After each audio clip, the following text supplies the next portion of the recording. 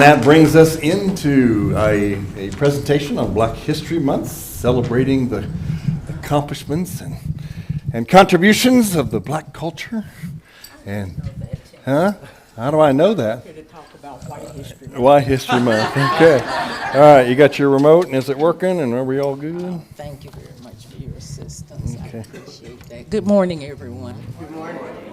Uh-oh. Uh-oh. What did I do? Pick a pocket, huh? Anybody see it on the floor down by her? What do we want? A remote. A little remote. Oh, little I got black it. remote. I got it. I got it. I just wanted you to get off the stage. Okay. Well, it worked. There you go. Enjoy. Good morning, everyone. Good morning. My name is Sandra Broom Edwards, and I'm going to give you a little bit of a presentation today in dealing with, well, this February is Black History Month, and ironically, they give us the shortest month of the year to talk about the accomplishments of African Americans in the American history scheme. This was an observance that was started back in 1926 as a week-long celebration by Dr. Carter G. Woodson. He launched a week-long celebration to celebrate the accomplishments of African Americans, and it eventually got turned into, okay, Tim. Okay. This is the month that's set aside to celebrate the accomplishments of African Americans. And for years, as an African American, I only thought it was celebrated in the United States. But it's also being celebrated in Canada, the United Kingdom, the Netherlands, and the UK. Now for me, this particular month is a time of reflection and growth. People will say, well, what is it to reflect upon? As an African American, during February, I have an opportunity to look back at the things that have occurred and to see, is there growth, and to be grateful for the growth that there is. Is there more growth that needs to happen? Yes, there is.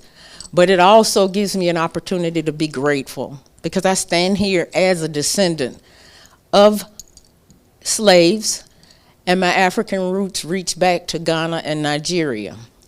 But our family came to this country through slave ships and landed in Charleston, spread out into the Virginias and the Carolinas.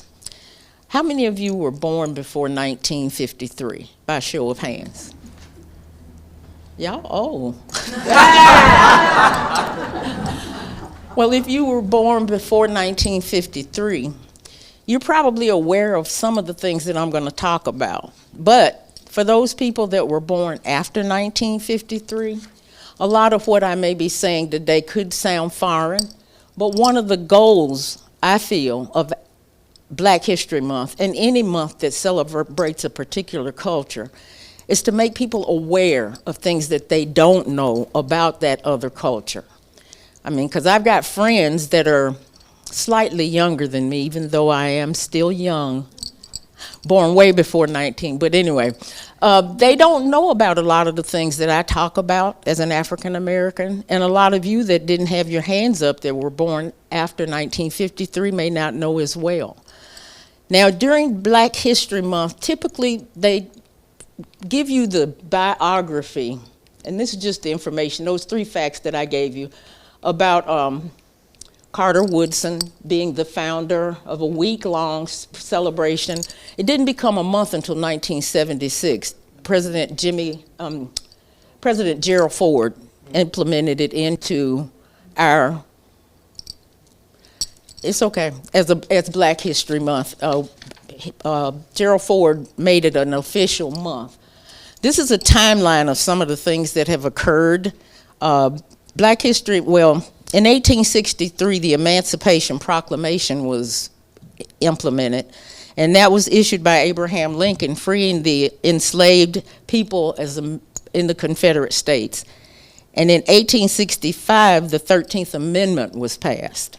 That was supposed to abolish slavery in the United States. And as I told you before, some people didn't know about it for 2 years. So for 2 years, they were still enslaved, and that's where the holiday Juneteenth came into play. The 14th Amendment was implemented in 1868, and that was supposed to be guaranteeing all African Americans the right of full U.S. citizenship. And in 1870, the 15th Amendment was put into play or passed, guaranteed the right to vote for all citizens regardless of race. In 1896, the Supreme Court rules that segregation is legal via the Plessy versus Ferguson case. And I don't know if you're familiar with Plessy versus Ferguson, but there was an African-American gentleman who was a mulatto, fair-skinned, and he decided, because his parents they had passed for white for a while, and part of the laws in the country didn't allow African Americans to ride in certain parts of the transportation system. And he decided to ride the rails in the white rail car. Anyway, he was detected, and there was a court hearing, and he lost the case because the Supreme Court ruled that segregation was legal. And that's what the Plessy versus Ferguson case was about. And in the 1890s, the South implemented the Jim Crow laws, which meant that African Americans were not allowed to be in the same restaurants. You couldn't marry, you couldn't do a lot of things, but they were to basically keep African Americans in the same spot that they were when they were in slavery as far as separating. And in 1909, the NAACP was founded by W.E.B. Du Bois and Ida B. Wells, and there were other people that helped implement that, but that's when that came into play. And I meant to bring that slide up. Did it come up? Oh, yeah. And in 1948, the end of segregation in the U.S. Armed Forces came to be. Now, for those of you who are history buffs, you know that 1948 was well after several wars that our country fought, and there were men of color and women of color that served in those wars, but at the time that they served, the armed forces were segregated as well. And in 1954, the U.S. Supreme Court rules that segregation in schools is unconstitutional. And that was via the Brown versus Board of Education case. So for those of you that were born or had your hands up, if you paid attention, you probably heard about Brown versus the Board of Education. And in 1964, the Civil Rights Act was signed into law by President Lyndon B. Johnson. Now, in 1965, the Voting Rights Act was signed into law, and that was making it illegal to prevent anyone from voting, regardless of race, creed, color, or gender. So there was that fight still going on. And in 1965, President Johnson also signed into law the Affirmative Action Bill. A lot of people, and there's a lot of controversy about the affirmative action, which guaranteed or ensured that certain government jobs would be available to people of color. Okay, so we're up to 1963 with that timeline. Now, typically during Black History Month, you get a biography of someone, a person, or a place. And I'm going to give you a biography of one of the most valuable characters in the civil rights, in the Black history movement, but one of the least talked about. People are trying to remove things from the schools, and I don't feel like erasing history will cure history, just like with the Great Holocaust. If we don't face those things that have been ugly, we don't learn to do better. So facing things that are not easy and not hard and knowing about them. So we need to keep this information in the schools, not take it away. Right. Not only do children of color need to know this information, but all kids need to know. Everybody needs to be aware and made more versed in what occurred. And that doesn't happen by sweeping it under the rug. Okay, we're going to talk about a character named James Byrd. Have any of you heard of James Byrd? Okay, James Byrd was not merely a person, but a symbol of oppression, segregation, and systematic racism that plagued the United States for decades. Born out of the ashes of slavery, James Byrd was the embodiment and institutionalized discrimination that permeated every aspect of American society in this biography. In this biography, we'll delve into the history, impact, and lasting legacy of James Byrd on Black Americans and the fight for equality. And I'm fighting with this remote here. Okay, we've got the biography of James Byrd up here, and it implemented itself in 1865, or was born in 1865. And if you notice that it says until the present. So Mr. Byrd is old. But I'm going to go through and read the biography, and I want to see if any of you can figure out who James Byrd is or what his alias is. James Byrd was, I'm going to stop pretending that I can see, so forgive me. While I put on my, ooh, Lord, there are words on the page. Okay. James Byrd can be traced back to the post-Reconstruction era. In the late 19th century, he was born into the racist ideologies of fear and white supremacy. James Byrd developed as a series of laws, customs, and social norms aimed at segregating and subjugating Black people. These laws enforced racial segregation in public facilities, transportation, housing, education, and virtually all spheres of life, relegating Black Americans to second-class citizenship. And I'm trying to get to the next slide.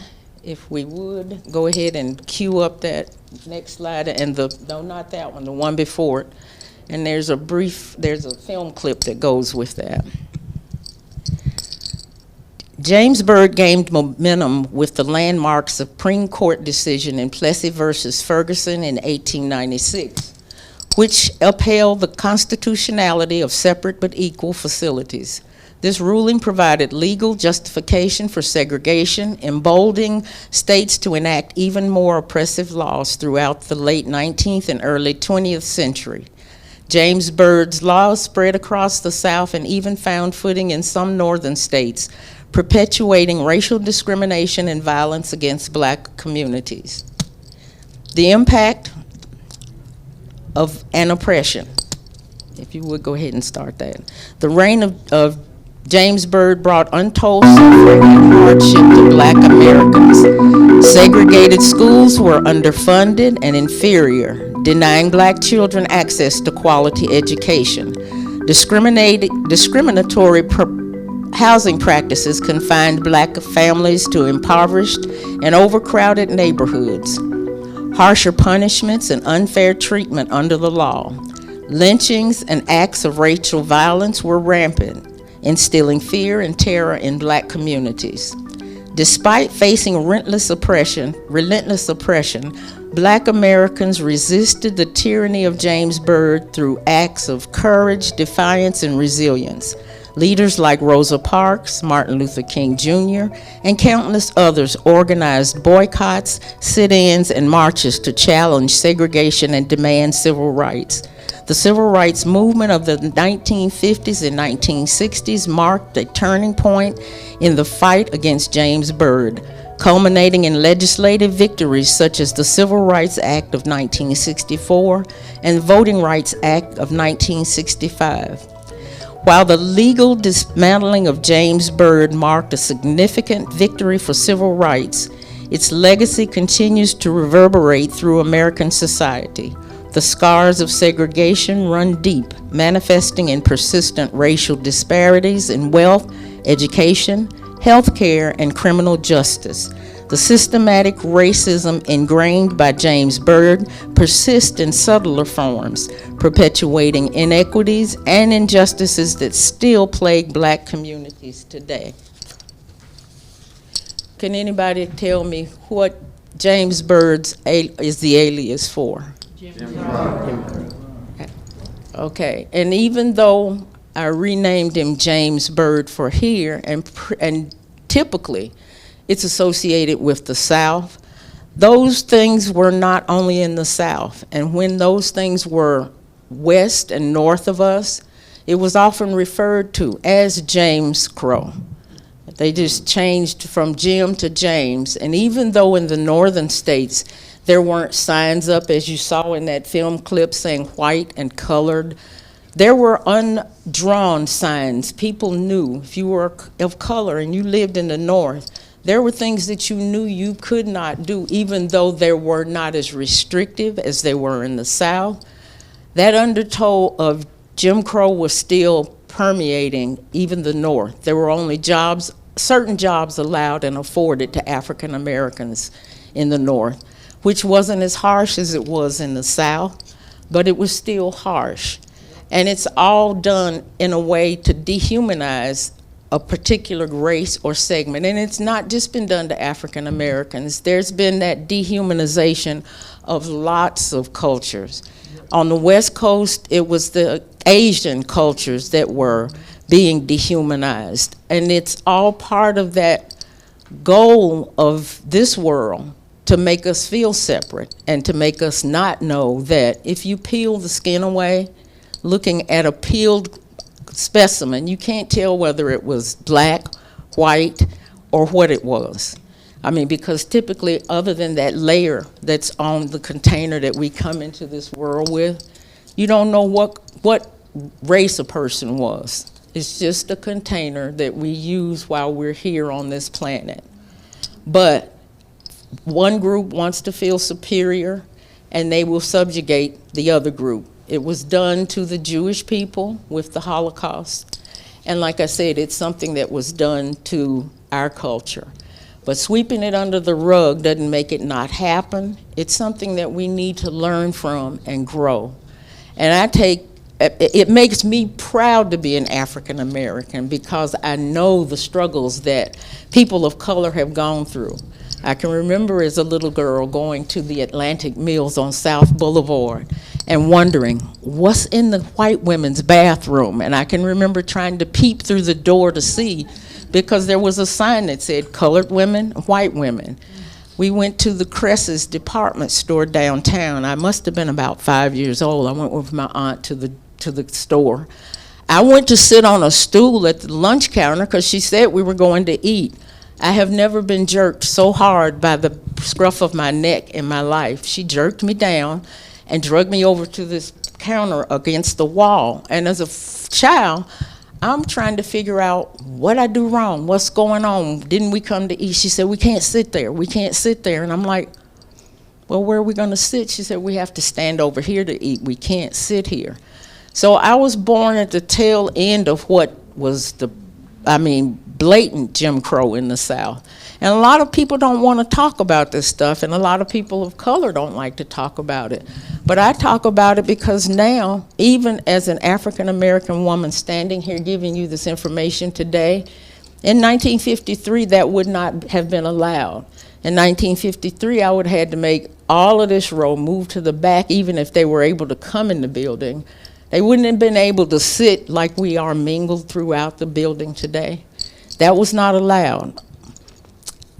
Books in school. I did not know what it was to get a new school book until I got to high school.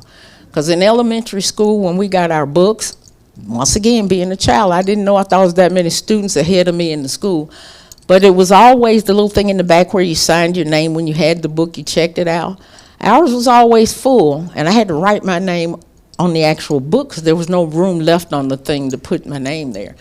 I found out later on that was because all of the books in the African American schools were the books that had been used by the white schools were passed down to the black schools. And we used those used books. But we managed to learn and excel. Even when we got to high school, the high schools in the Charlotte-Mecklenburg school system were all African American high schools were paired with a white high school.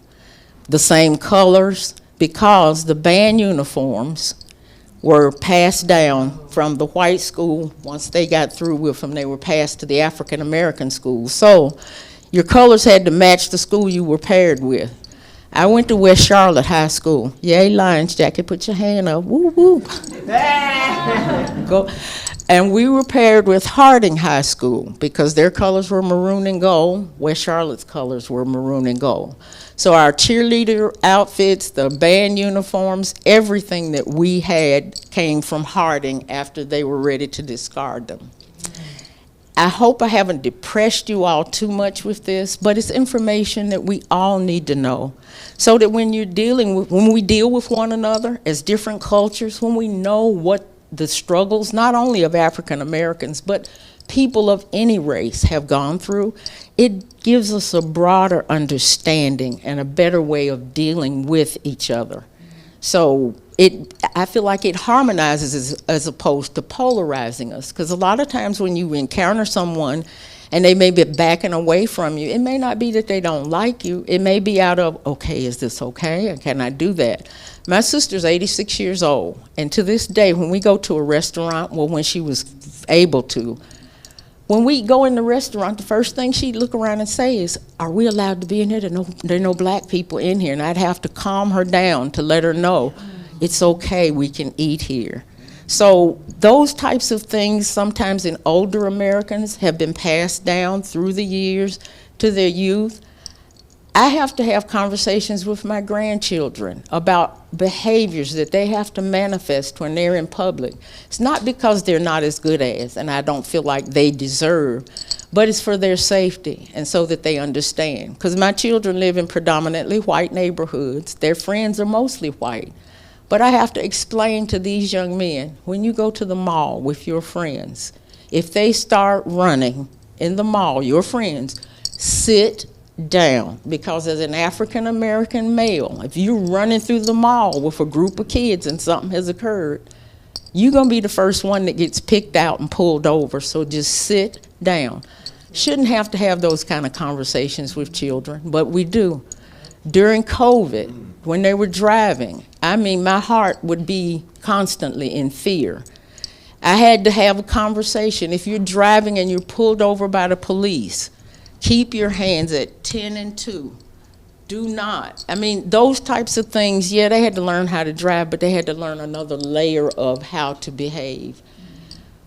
During the Rodney King, not Rodney King, y'all don't know who Rodney King is, but that was another thing that was, during the George Floyd incident, I went to Harris Teeter with my grandchildren who were 6'2" and 6'3", and I couldn't figure out why they were right up under me. And I told them, I said, go over to the deli and order us a sub so that and then we're like, Grand, we don't feel safe going over there by ourselves. That broke my heart to know that these kids did not feel that they were safe in their own country to go from one side of a grocery store to the other without me.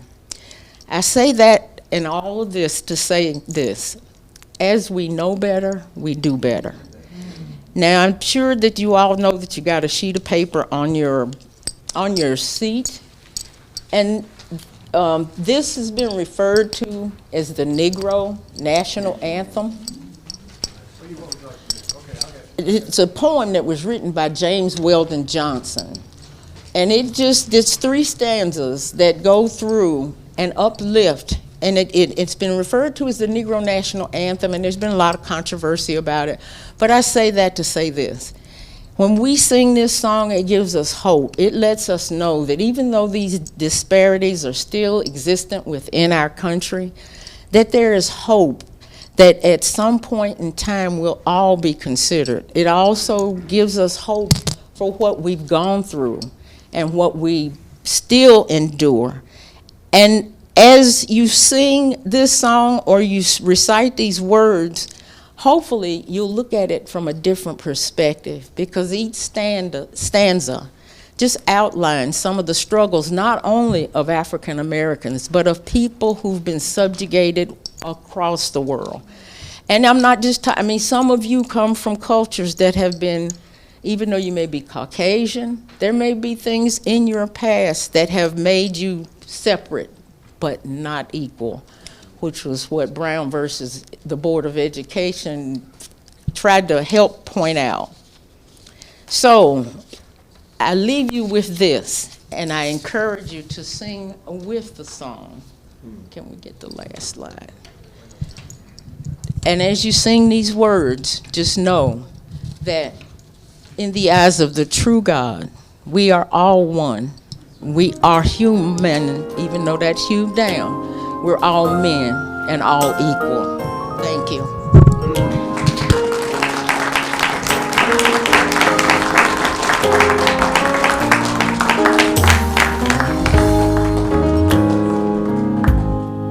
Lift every voice and sing till earth and heaven ring. Ring with the harmonies of liberty. Let our rejoicing rise high as the listening skies. Let it resound loud as the rolling sea. Sing a song full of the faith that the dark past has taught us. Sing a song full of the hope that the present has brought us. Facing the rising sun of our new day begun. Let us march on till victory is won. Stony the road we trod, bitter the chasing rod, felt in the days that hope unborn had died. Yet with a steady beat have not our weary feet come to the place on which our fathers died. We have come over the way that with tears has been watered. We have come treading our path through the blood of the slaughter.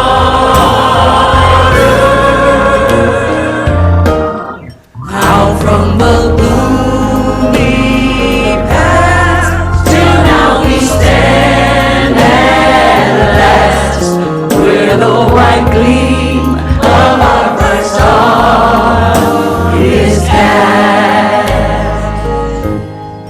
God of our weary years, God of our silent tears, thou who hast brought us thus far on our way, thou who hast by thy might led us into the light.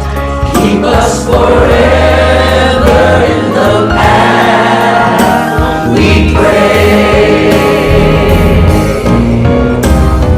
Lest our feet stray from the places our God where we met thee. Lest our hearts, drunk with the wine of the world, we forget. We forgot thee. Shadow beneath the head, may we forever stand true to our God, true to our native land.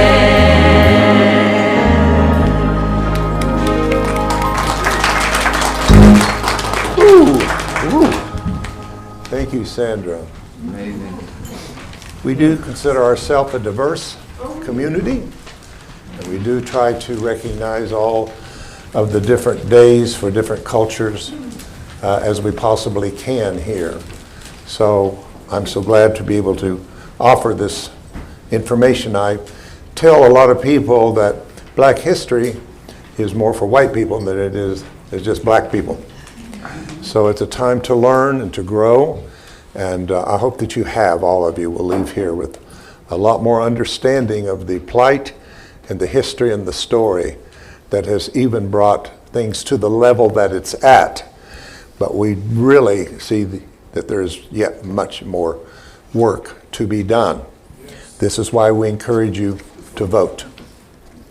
You that are not in the voting mood, you need to rethink this time in history that you're at such a crossroads in that could change this country into a country that a lot of us would not want to live in. So forget who's Republican and Democrat, and vote for proper values of where follow justice. That's all I can say. I don't care whose. I would go to any party as long as they're standing for justice and equality of all people. And I stand before you as a privileged white person in many ways, but also I did not have equality as a white person, as a gay person. It was not until recently we had the right to marry and to love who we wanted to and not to hide in the shadows.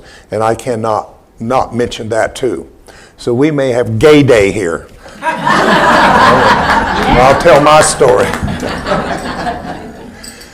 Slowly we're growing as a people, but unfortunately we have not chosen the easy way. We've chosen a more difficult way. And it could have been easier. We could have been much further along.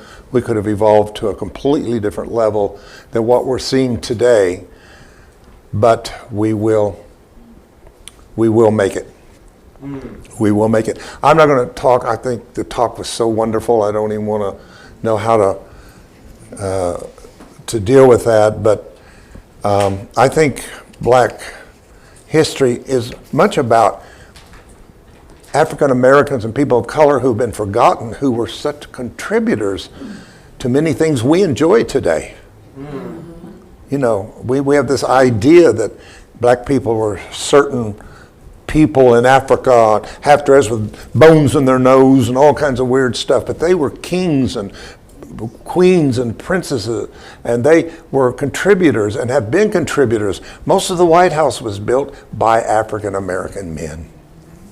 The White House. And there's just things we just don't know sometimes, that history is just not being told to us. And I find it so sad that they are trying to take it out of the books.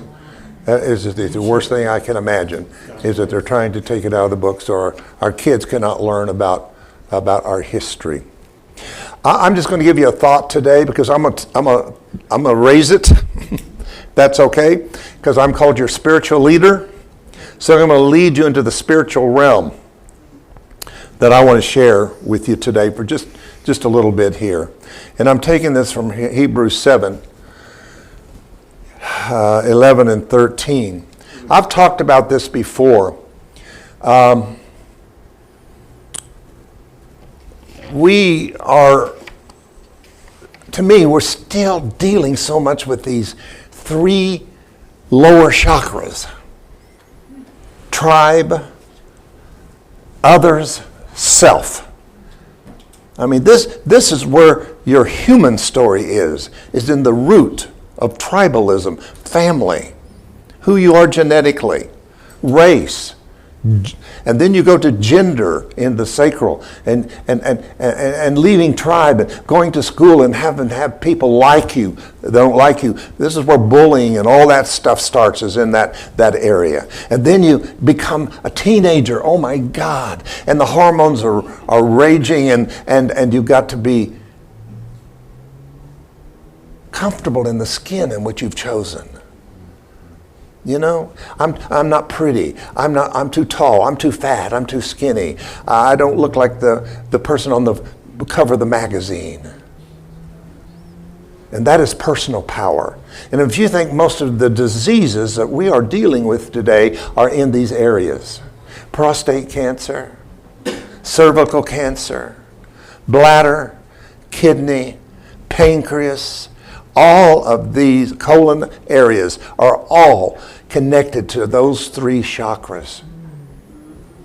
And what do? We just run to somebody to see if somebody's got an answer to cut it out or to give us medication to deaden us to it. Instead, we need energy diagnosing. We need to trace it back to the root of why we have these physical diseases and put, as the teacher said, the axe at the root of the tree. You follow me? Yes. So we're still dealing, and today's dealing is really a first chakra issue. It's not so much, I think, just the color of skin. I think it's about culture. That's what we don't talk about. We don't talk about the differences and uniqueness of cultures and how that all cultures have a contribution to the whole that makes America what it's supposed to be. We're supposed to be the melting pot of the world, and we were, but we didn't melt. What was the trouble? We haven't melted.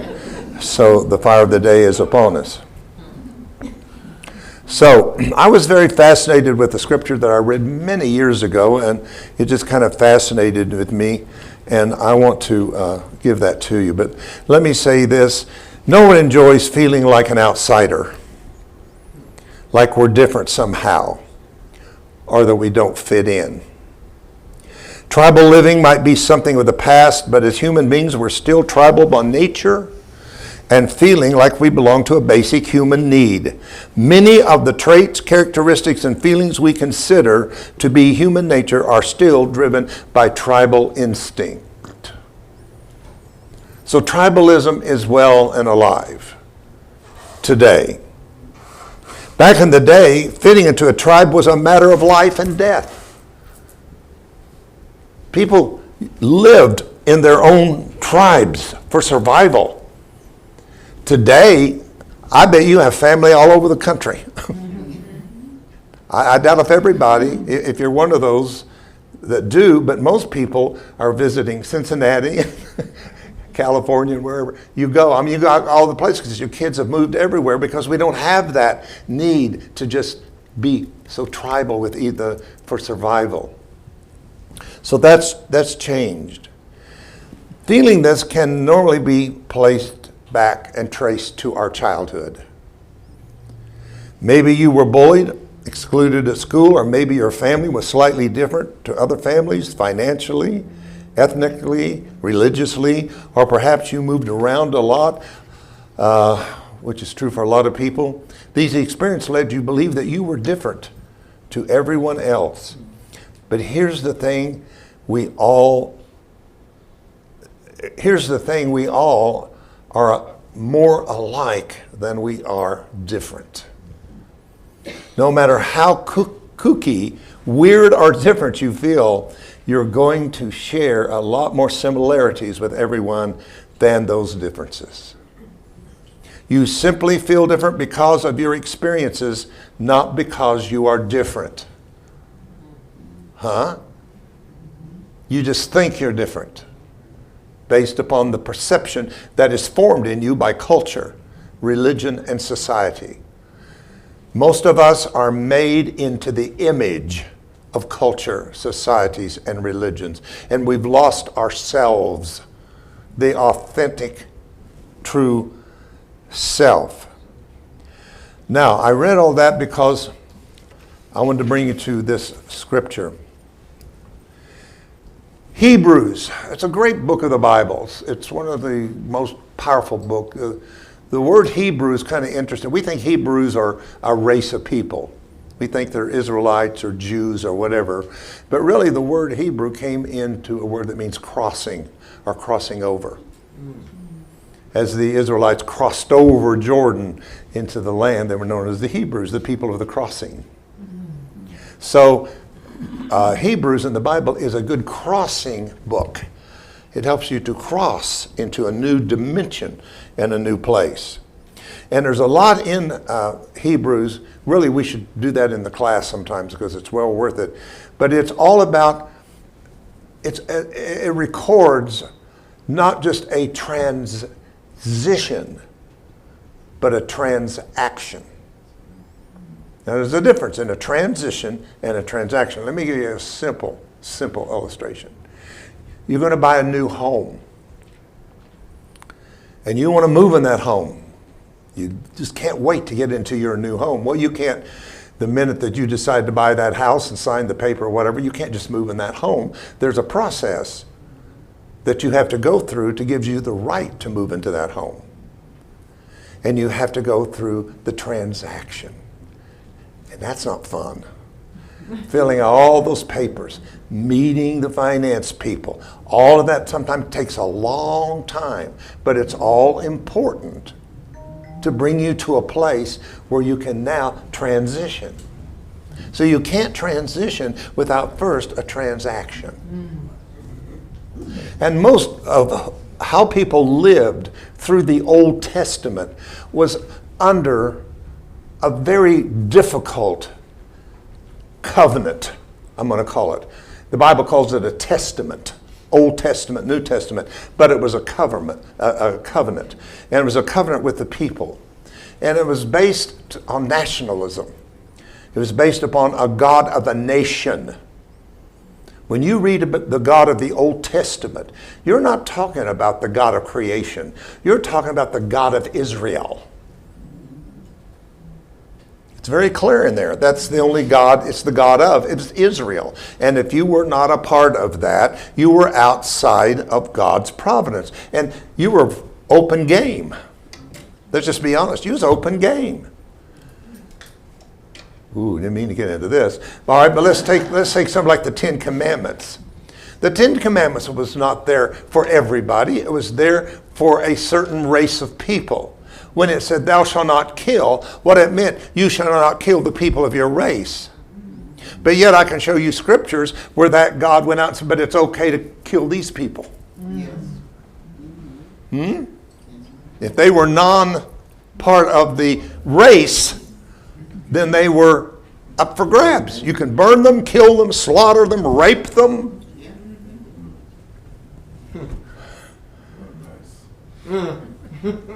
There was 613 laws, not eating shrimp, craziest stuff you ever saw that went on for thousands of years, that people lived under that kind of law. It was a terrible time. It was in its own right slavery. People were in slavery to law. But 2,000 years ago, something happened and a transaction started. A transaction started.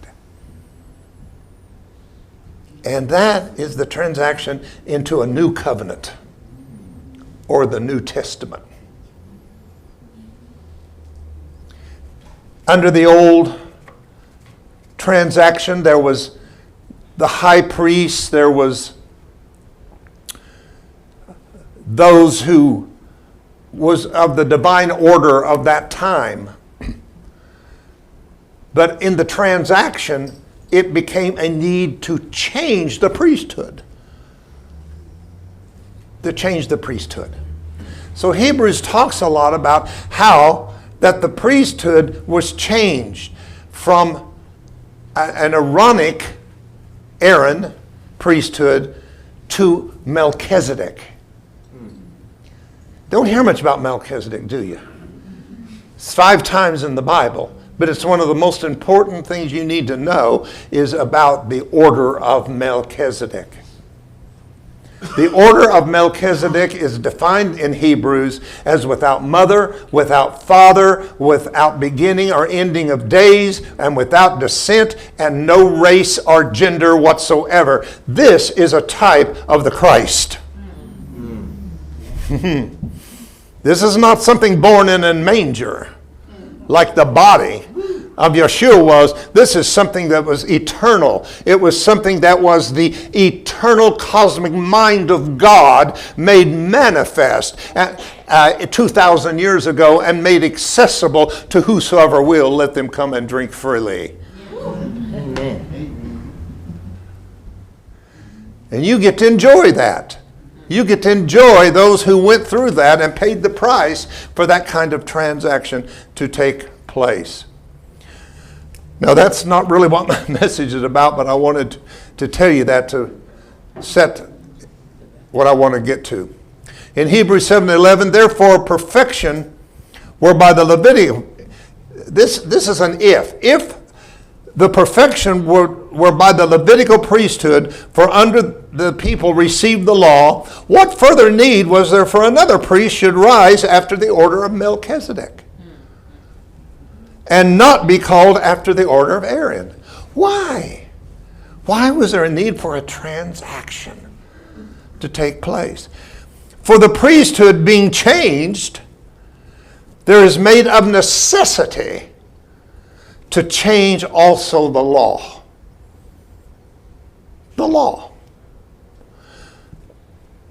For he of whom these things are spoken, and here's what I want to get to, pertaineth to another tribe, of which no man gave attendance at the altar. That caught me. No tribe that gave attendance at the altar. Here's what I want to leave with you today. So let's imagine the 12 tribes of Israel. We all know that there's 12 tribes. There's Judah, Gad, and all these tribes. So imagine the roll call. They're calling the roll. Well, over here's kind of a little group of people that are outside. They didn't quite get and agree with everything of any one tribe at all. They kind of liked a little of this tribe and a little of that tribe, and they weren't sure which one of these 12 tribes they belonged with because they were thinkers. Follow me. They were self-thinkers. They were searching. They were researching, and they just didn't find themselves fitting into the confinements of what it meant to be a tribe. So as they're hearing the call, and all of the people of the tribe of Judah came over here, and the tribe of Gad came over here, and this tribe all came. This little group just sat there and stood there and says, nobody's calling us. Where do we belong? I want you to relate to this. You are the tribe that gave no attendance at the altar when they wanted to give you the tribe of being Baptist or Catholic or Presbyterian or Methodist. You just couldn't quite say, no, I want to be in that tribe and that tribe only. And you stood over here. For a while you thought you was by yourself, like I'm a little crazy. I'm just not getting it. Nobody thinks like I do. And then somebody joined you. Huh? Elaine was over there by herself going, I don't get all this. I just don't believe it. Something's going on in me. She's by herself. Next thing you know, here comes Barbara. She runs into Barbara. They get up a conversation. She goes, oh my God, you believe that too? And next thing you know, you've got a whole new tribe over here that gave no attendance. That's what we are. So, yes, we need to understand the national and the natural parts of race and so on and so forth. But we are here as spiritual people. Somebody hear me. Where much has been given, much is required of us. We must realize that our truth is in our spiritual identity, not in our race and cultural identity. We are spirit beings. We are created in the image and likeness of invisible spirit. We are in the part of a true living God that is spirit. We are spirit first. And let's move race into grace. Again, I'm making it clear that you don't have to not be proud of your heritage and your history and the race that you've been in, but it's not why you're here. That's right. You're here to learn that you are without mother, without father, without descent, without beginning, without end, that you are the one spirit, individualized as the true you. Today, I'm proud to say I'm of a tribe that give no attendance at anybody's altar.